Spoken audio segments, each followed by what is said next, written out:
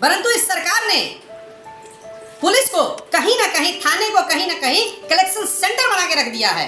शराब का कलेक्शन, जमीन माफियाओं का कलेक्शन, बालू का कलेक्शन, सिंडिकेट माफियाओं का कलेक्शन, जो ढाका विधानसभा की जो बॉर्डर नेपाल को लगती हैं, कहीं ना कहीं वहां सिंडिकेट का कारोबार 2 सालों में खूब फल फूल रहा है। करें पूर्वी चंपारण की बात करें, शिवहर की बात करें, शिवहर में हमारे पार्टी के मुखिया सुबोध भाई की भी हत्या हुई, 2 पासवान भाइयों का मर्डर हुआ। अभी कोटवा में 2 भाइयों को मार दिया गया,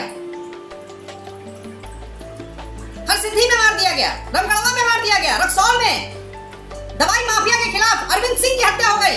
अब खड़े करते हैं सरकार के ऊपर और सरकार की व्यवस्था के ऊपर। ये पिछले 1.5-2 सालों में जो घटनाएं घट रही हैं, चिन्ह खड़ा कर रही है। वर्तमान के दोनों प्रतिनिधि, सांसद महोदया और वर्तमान हमारे माननीय विधायक जी, तुद के नाम पर वोट लेके जीतते हैं।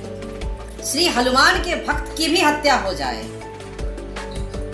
ऐसे युग में जब श्री राम को बेच के सत्ता में आए हैं लोग। सुरेश मस्तान एक हस्ती, एक ऐसा व्यक्ति जो समाज के हर एक दबे कुचले व्यक्ति के लिए आवाज था। वो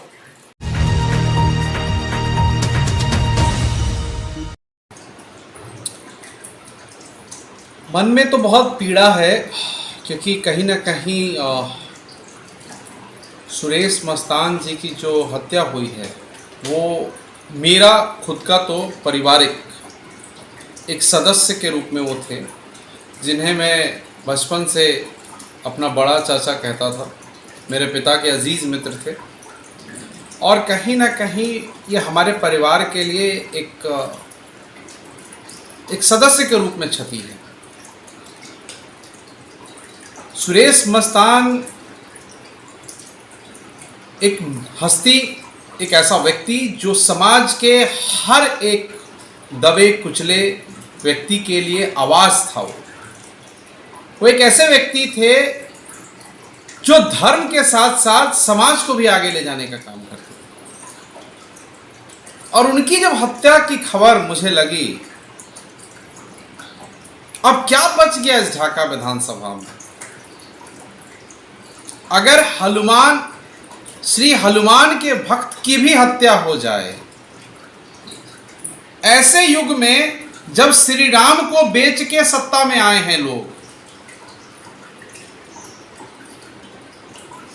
सुबह में बैंक लूटी जाती है घोड़ासाहन में, दोपहर में आदरणीय सुरेश मस्तान जी की हत्या कर दी जाती है उन्हीं के मठ में।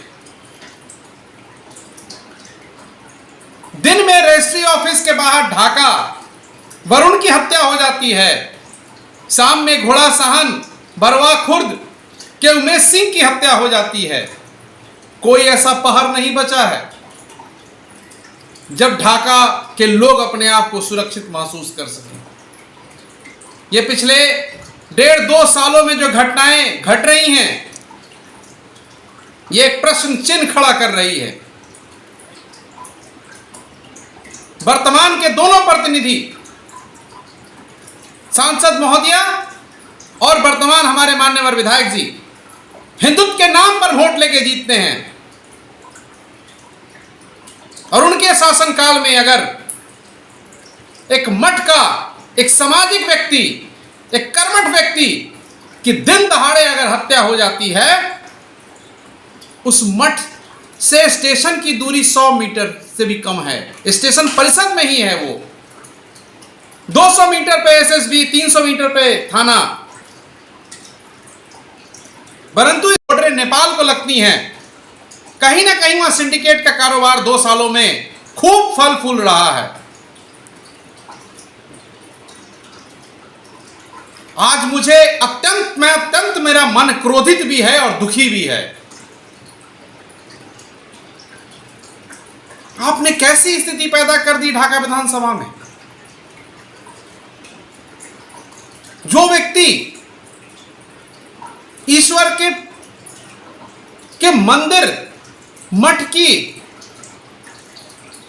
सुरक्षा करता था, पूजा पाठ करता था, सामाजिक मुद्दों पर गरीबों के साथ खड़ा रहता था, आज वो भी सुरक्षित नहीं है। मैं सरकार से और नीतीश कुमार जी से निवेदन करता हूं कि इस हत्या के ऊपर एसआईटी जांच बैठाई जाए और इसमें देखा जाए कि कौन कौन से लोग इन्वॉल्व हैं। और मोतिहारी की अगर बात करें, पूर्वी चंपारण की बात करें, शिवहर की बात करें, शिवहर में हमारे पार्टी के मुखिया सुबोध भाई की भी हत्या हुई, 2 पासवान भाइयों का मर्डर हुआ। अभी कोटवा में 2 भाइयों को मार दिया गया, हरसिद्धि में मार दिया गया, रामगढ़वा में मार दिया गया, रक्सौल में दवाई माफिया के खिलाफ अरविंद सिंह की हत्या हो गई।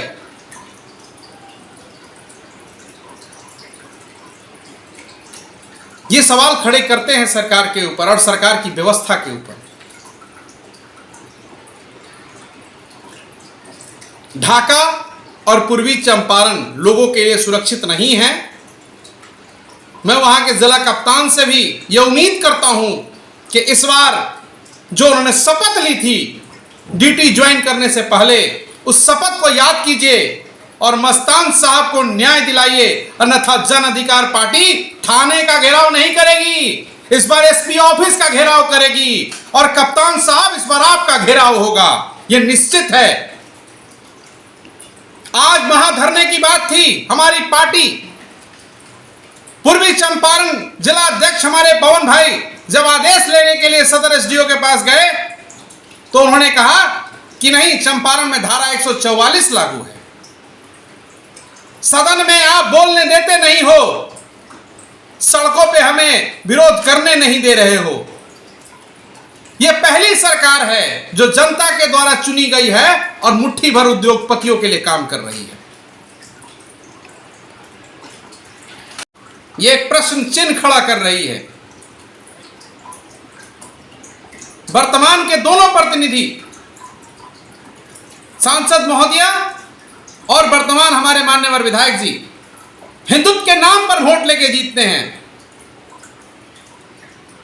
और उनके शासनकाल में अगर एक मठ का, एक सामाजिक व्यक्ति, एक कर्मठ व्यक्ति की दिन दहाड़े अगर हत्या हो जाती है, उस मठ से स्टेशन की दूरी 100 मीटर से भी कम है, स्टेशन परिसर में ही है वो, 200 मीटर पे एसएसबी, 300 मीटर पे थाना।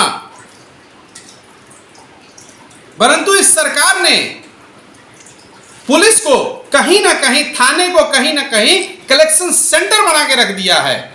शराब का कलेक्शन, जमीन माफियाओं का कलेक्शन, बालू का कलेक्शन, सिंडिकेट माफियाओं का कलेक्शन, जो ढाका विधानसभा की जो बॉर्डरें नेपाल को लगती हैं, कहीं ना कहीं वहां सिंडिकेट का कारोबार 2 सालों में खूब फल फूल रहा है। आज मुझे अत्यंत मेरा मन क्रोधित भी है और दुखी भी है। आपने कैसी स्थिति पैदा कर दी ढाका विधानसभा में।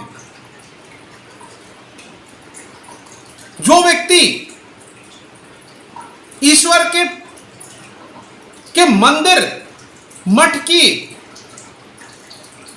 सुरक्षा करता था, पूजा पाठ करता था, सामाजिक मुद्दों पर गरीबों के साथ खड़ा रहता था, आज वो भी सुरक्षित नहीं है। मैं सरकार से और नीतीश कुमार जी से निवेदन करता हूं कि इस हत्या के ऊपर एसआईटी जांच बैठाई जाए और इसमें देखा जाए कि कौन कौन से लोग इन्वॉल्व हैं। और मोतिहारी की अगर बात करें, पूर्वी चंपारण की बात करें, शिवहर की बात करें, शिवहर में हमारे पार्टी के मुखिया सुबोध भाई की भी हत्या हुई, 2 पासवान भाइयों का मर्डर हुआ। अभी कोटवा में 2 भाइयों को मार दिया गया, हरसिद्धि में मार दिया गया, रामगढ़वा में मार दिया गया, रक्सौल में दवाई माफिया के खिलाफ अरविंद सिंह की हत्या हो गई।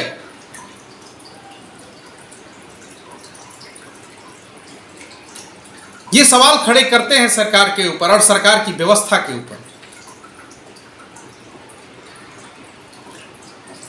ढाका और पूर्वी चंपारण लोगों के लिए सुरक्षित नहीं।